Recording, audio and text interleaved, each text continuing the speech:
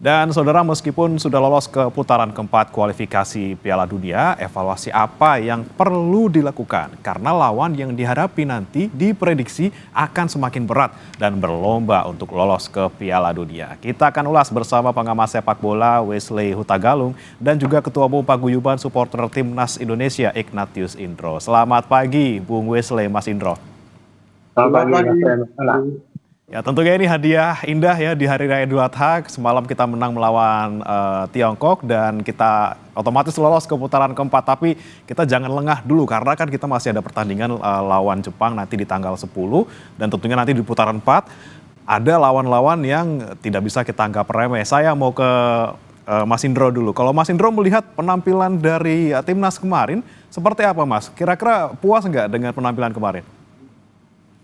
Iya, kemarin yang membanggakan adalah banyaknya pemain-pemain yang dipakai dari Liga 1 ya, bahwa ini adalah kesempatan pemain-pemain di Liga 1 juga untuk masuk ke timnas dan akhirnya bisa menunjukkan permainan terbaik mereka. Bagaimana Ricky Kambuaya bermain cukup baik, Rizky Ridho bermain cukup baik, lalu juga beberapa pemain lainnya. Ini juga bisa menunjukkan bahwa kelas dari pemain-pemain tersebut juga bisa cukup baik ya di pertandingan kemarin. Ini yang membanggakan. Bahkan Ricky Kambuaya yang menyebabkan kita mendapatkan penalti ya kemarin sehingga kita bisa memenangkan pertandingan. Nah, ini yang saya lihat cukup membanggakan bagaimana permainan tim yang pemain-pemain yang bermain di Liga 1 juga bisa menunjukkan permainan terbaik pada pertandingan kemarin. Namun yang perlu diperhatikan ini adalah bagaimana kita menciptakan peluang ya, peluang-peluang dan juga masih minimnya kita mencetak gol. Nah, ini yang harus diperbaiki.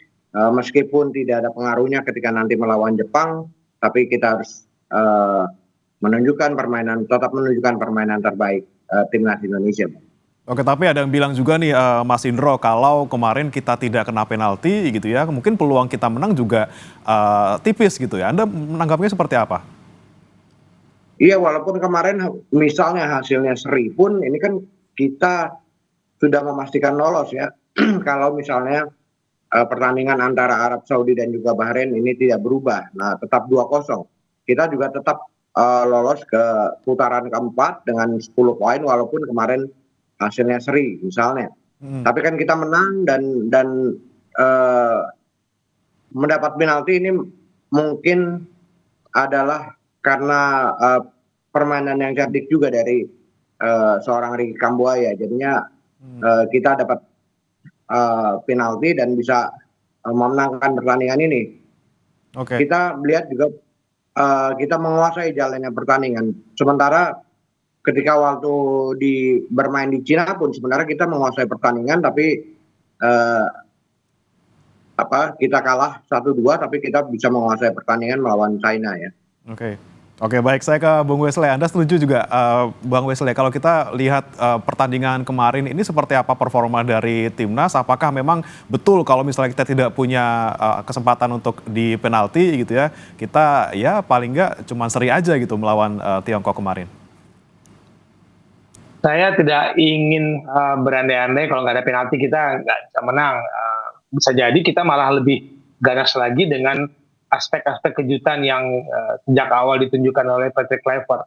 Tapi saya setuju dengan sudut pandang dari Mas Indro untuk menyoroti performa teman-teman kita yang bermain di liga lokal. Ada 4 ya Mas Indro, Yakub Sayuri, Egy Maulana, Rizky Ridho, dan Ricky Kambuaya. Bahwa kemudian fondasi tim ini bukan melulu dari teman-teman saudara-saudara kita naturalisasi dan kita bisa membuktikan selama kesempatan itu ada, selama PT Kluivert dan timnya mau melihat Liga Indonesia dan mencari pemain yang cocok dengan gameplaynya dia, ada peluang kita membangun tim yang mengejutkan lawan. Karena aspek kejutan ini adalah salah satu kunci kita, karena orang mulai baca gaya bermain kita di 2 pertandingan lawan Australia dan lawan Bahrain. Oke, lawan Australia kita mengejutkan 15 menit mungkin, tapi kita kalah telak. Lalu Bahrain kita bisa menang 1-0, tapi dengan cara bermain yang berbeda dengan yang diperlihatkan di pertandingan menghadapi China. Jadi ini aspek kejutan yang menurut saya patut kita berikan apresiasi, kita berikan ucapan selamat kepada tim Patrick Kluivert yang bisa meracik strategi yang berbeda, yang saya yakin China juga nggak duga bakal ada perubahan gaya bermain seperti yang diperlihatkan di awal pertandingan. Ya, Bung Wesley, tapi kalau Anda melihat pertandingan kemarin ini sebenarnya ada nggak sih peluang-peluang yang sebenarnya bisa dimanfaatkan maksimal oleh timnas, tapi kemudian kemarin ya hasilnya ya memang kita 1-0, tapi sebenarnya harus bisa lebih maksimal lagi. Di sebelah mana Bung Wesley Anda melihatnya? Ya, babak pertama saja kita punya 2 shot on target dari 8 percobaan. China nggak punya shot on target. Dan kita bisa sebenarnya dekat tiktak antara Ole, Egy, Yacob Sayuri. Kan kemarin terlihat tuh, chemistry-nya saling pengertiannya muncul. Tinggal finishing penyelesaian, iya kata Mas Hendro, benar kita tinggal penyelesaian. Tapi kita main sudah dekat ke gawang, sudah dekat ke gawang. Satu lagi catatan saya adalah memaksimalkan tendangan-tendangan dari jarak jauh. Ini menjadi sebuah solusi ketika pertahanan Cina kemarin kan rapat sekali, susah sekali kita bendung. Bagaimana Tom Haya juga kesulitan membangun serangan, sehingga akhirnya tiktak antara Egy, Romeni, dan Kambuaya, Yacob Sayuri, Kevin Verdong ini yang membongkar pertahanan lawan dari kedua sisi, meskipun banyak menyerangnya dari sisi kiri pertahanan China. Oke, tapi kita juga lihat statistiknya juga nih untuk pertandingan kemarin. Saya ke Mas Indro dulu. Ini kan dari Timnas Indonesia disebutkan untuk penguasaan bolanya di 47,9, kemudian Tiongkok di 52,1. Walaupun Indonesia sebenarnya unggul di jumlah tembakan ya, 13 tembakan, on targetnya 3. Tiongkok tembakannya 5, on targetnya hanya 1. Ini kita sebenarnya bisa memaksimalkannya di mana nih, Mas?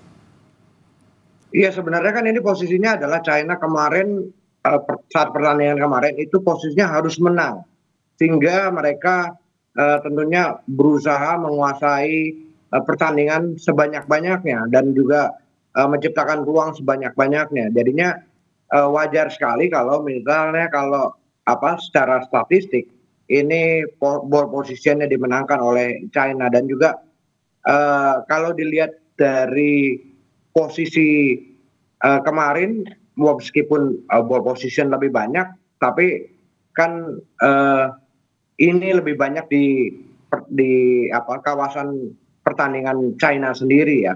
Tapi mereka tentunya berusaha karena mereka harus menang saat pertandingan kemarin untuk menjaga asa mereka ya ke fase selanjutnya. Dan ternyata mereka kalah dan akhirnya Indonesia yang bisa ke fase keempat ya.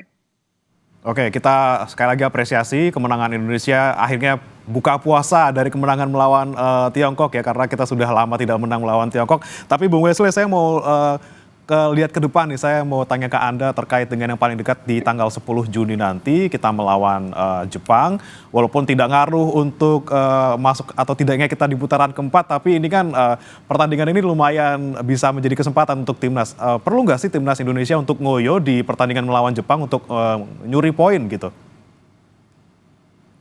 Harus ada keinginan bermain untuk menang, Mas. Jadi jangan pernah bermain untuk imbang, bermain untuk kalah apalagi.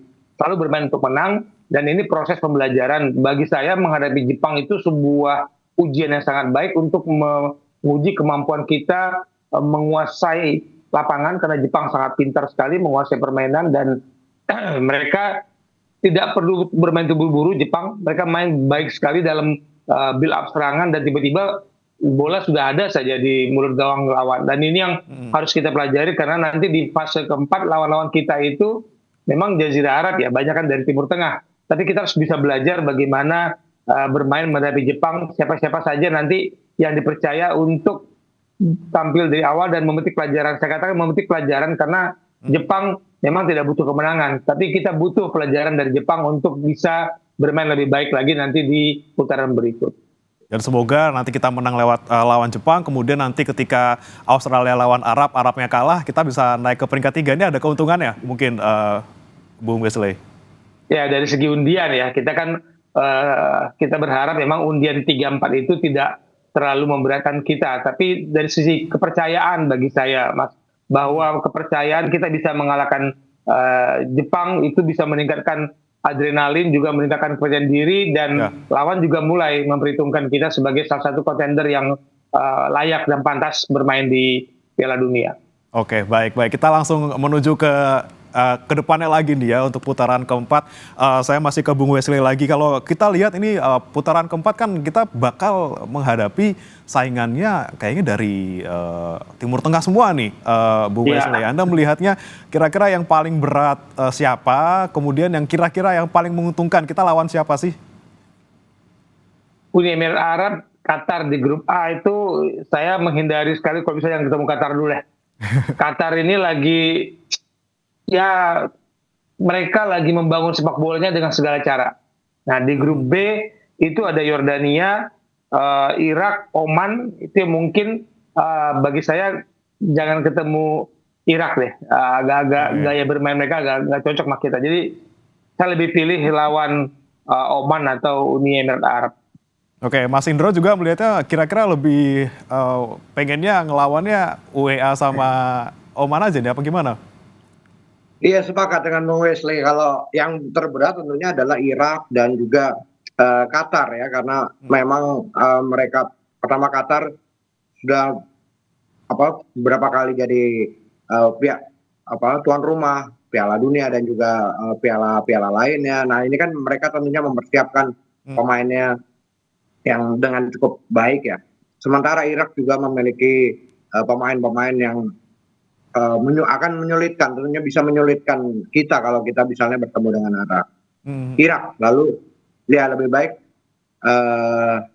ketemu Oman ataupun Uni Emirat Arab gitu. Ini kita berharap sih lebih ke situ tuh. Oke. Tentunya kita harapkan juga siapapun lawannya kan sudah pasti di Timur Tengah, dan mungkin PSSI juga langkahnya cukup tepat ya Pak ya untuk gelar uji coba ngelawan Lebanon dan Kuwait ini supaya bisa siap untuk menghadapi siapapun ya, mungkin Bung Wesley. Sepertinya memang sudah diprediksi tuh, kita ngarahnya kan ke putaran putaran keempat, dan lawan persiapan kita emang dianggap yang bisa memberikan ujian karakter dari sepak bola dari kawasan sana. Oke, Bung Wesley, tapi kalau kita melihat nanti ketika di putaran keempat, Anda melihatnya susunan pemainnya seperti apa? Kira-kira siapa yang masih bisa kita andalkan nih untuk bisa kasih performa yang maksimal di putaran 4 nanti? Ya, pertanyaan menarik bagi saya, dan saya sih berharap tim ini jangan terlalu banyak berganti, karena rencananya kan bisik-bisiknya Mas Indro akan ada tambahan lagi kan, 2 pemain naturalisasi. Jadi setiap pertandingan ada pemain baru yang butuh chemistry, butuh adaptasi. Melawan China kita punya banyak waktu untuk persiapan, tapi nanti ketika kompetisi sudah mulai di semua negara, tidak ada waktu lagi untuk membangun chemistry, dan itu menjadi ujian besar bagi PT Clever untuk kalau dia punya pemain baru lagi untuk mencari chemistry yang tepat. Karena saya jujur terkejut melihat chemistry antara Egy, Ole, Yakub Sawi dan Ricky Kambuaya. Bayangkan ada Marcelino nanti, ada Ragnar nanti. Nah itu siapa yang akan tersingkir di putaran keempat nanti? Memang mengejutkan bagi saya. Kalau ada tambahan 2 pemain lagi di lini depan, ya ujung-ujungnya memang persaingannya semakin ketat. Semoga kompetisi internal itu bisa meningkatkan kualitas permainan tim nasional. Semoga di situ jawabannya nanti. Oke, itu di pemain depan. Kalau di belakang gimana nih kalau Anda melihatnya, Emil atau Martin Pas kira-kira? Saya masih melihat Martin Pas lebih matang, the chemistry sudah berjalan. Emil kemarin awal-awal agak grogi, tapi penyelamatan dia di sisi kiri gawang itu menunjukkan kualitas Emil, bahwa dia juga tidak bisa diremehkan. Tapi secara ketenangan saya melihat Rizky Ridho, Justin Hubner itu lebih tenang bersama Martin Pas. Dan ini pilihan dari pelatih adalah melihat komposisi, bukan melihat per individu. Jadi satu pemain ini mungkin cocok dengan pemain yang lain, yang ini mungkin kurang cocok. Jadi itu dia melihat komposisi di pertahanan, karena secara individu sama bagusnya, tapi siapa yang lebih cocok, siapa yang lebih bisa berkoordinasi dengan 3 benteng tangguh kita. Oke, yang paling penting chemistry antar pemain ya, bukan kualitas masing-masing ya. Saya ke Mas Indro. Mas Indro ini kan paling dekat tanggal 10 kita lawan Jepang, tapi di lawan gitu ya, di Jepangnya sendiri. Nah, kira-kira dari paguyuban supporter ada komunikasi nggak dengan paguyuban di Jepang kira-kira untuk sama-sama kita dukung timnas di sana? Ya, kalau komunikasi dengan pihak Jepang tentunya kita tidak ada ya. Tapi kita yang pasti kita mempersiapkan teman-teman yang ingin berangkat ke sana untuk mendukung timnas kita gitu ya. Tapi yang kita harapkan bahwa eh, betul seperti yang katakan Bung Wesley bahwa pertandingan ini adalah pertandingan untuk bagaimana kita meningkatkan performa kita ya, bagaimana juga kita eh, bermain di kandang Jepang yang memang ini negara kuat ya di sana. Karena di fase keempat tentunya hanya juara grup yang langsung lolos ke Piala Dunia, sementara ada playoff lagi untuk dimasuk ke fase kelima gitu. Nah ini tentunya akan menyulitkan kita juga. Dan yang menyulitkan juga bahwa kemungkinan pertandingan di fase keempat ini adalah pertandingan di negara netral ya, dan tidak ada home and away. Nah ini yang tentunya membedakan pertandingan di fase ketiga dengan keempat. Nah ini yang harusnya juga menjadi antisipasi dari Persib Bluebird untuk lebih memaksimalkan sehingga kita bisa menjadi juara grup di fase keempat nanti. Kalau ingin lolos langsung.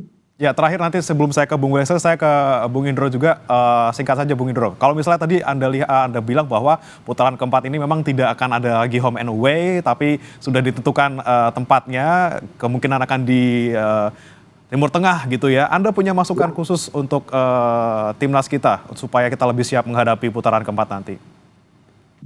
Iya, kalau saya pikir pemain-pemain timnas kita sudah siap gitu ya dengan apapun resikonya ketika bermain di di Arab Saudi ataupun di tempat di kawasan Timur Tengah ya. Nah ini yang tentunya kita juga masih banyak supporter yang bisa mendukung di sana, banyak juga TKI-TKI kita yang tentunya akan mendukung perjuangan timnas di sana. Ini akan bergerak juga menjadi supporter ya, dan juga supporter yang dari Indonesia tentunya akan juga ke sana gitu ya, mendukung perjuangan dari timnas gitu. Ya, itulah yang bisa kita lakukan supporter dari Indonesia yang ada di negara-negara Timur Tengah untuk bisa datang dan meramaikan, memberikan dukungan langsung kepada timnas. Saya terakhir ke Bung Wesley, terkait dengan tadi Anda susunan pemain sepertinya tidak harus banyak diacak-acak, kemudian juga yang penting bukan individunya tapi itu tadi komposisinya. Nah, Anda melihat apa lagi nih Bung Wesley yang bisa dicermati dan juga bisa dievaluasi supaya nanti ke depannya baik nanti melawan Jepang yang paling dekat maupun nanti putaran keempat agar kita bisa raih hasil maksimal dan lolos ke Piala Dunia? Pertandingan itu Oktober, Mas, dan Liga sudah berjalan. Bagi saya mengganti terlalu banyak pemain juga berisiko, tapi bisa jadi tim pelatih bisa memantau pemain-pemain yang mungkin akan cocok karakternya untuk bermain melawan tim-tim dari Timur Tengah. Jadi teruslah mencari komposisi yang ideal. Bukan berarti sekarang adalah yang terbaik dan tidak ada pemain di luar sana yang tidak bisa membela timnas. Karena seorang pelatih itu memilih pemain itu pasti sesuai dengan game plan lawan yang akan dihadapi. Bukan karena mutlak dia adalah pemain naturalisasi atau pemain terbaik, tapi dia nyari komposisi yang terbaik. Ini yang saya bolehkan. Jadi kita masih punya waktu untuk tim pelatih untuk mencari pemain, karena kita berharap memang undian tidak bertemu kita dengan tim-tim yang menyulitkan, tapi siapapun pasti harus kita hadapi, dan ujian chemistry yang tadi kita sebut-sebut itu sudah dipilihkan oleh tim Patrick Kluivert. Pemain yang dicoret pun tetap bergabung dengan di tim, tidak dipulangkan. Jadi ini bagi saya sebuah keputusan yang baik. Tinggal dia nyari lagi siapa pemain yang ada di luar sana yang cocok untuk menghadapi lawan-lawan nanti di putaran keempat. Oke, kita lihat lawannya siapa, kita susun sedemikian rupa supaya komposisinya sempurna. Kemudian kita juga harus jangan menutup mata dengan pemain-pemain baru untuk masuk ke timnas. Dan juga kita harapkan dukungan dari supporter juga nanti bisa menambah semangat timnas untuk bisa bertanding ke depannya. Terima kasih Bung Wesley Hutagalung, pengamat sepak bola, dan juga Mas Ignatius Indro, Ketua Umum Paguyuban Supporter Timnas Indonesia sudah bergabung bersama kami di Sapa Indonesia Pagi. Selamat pagi.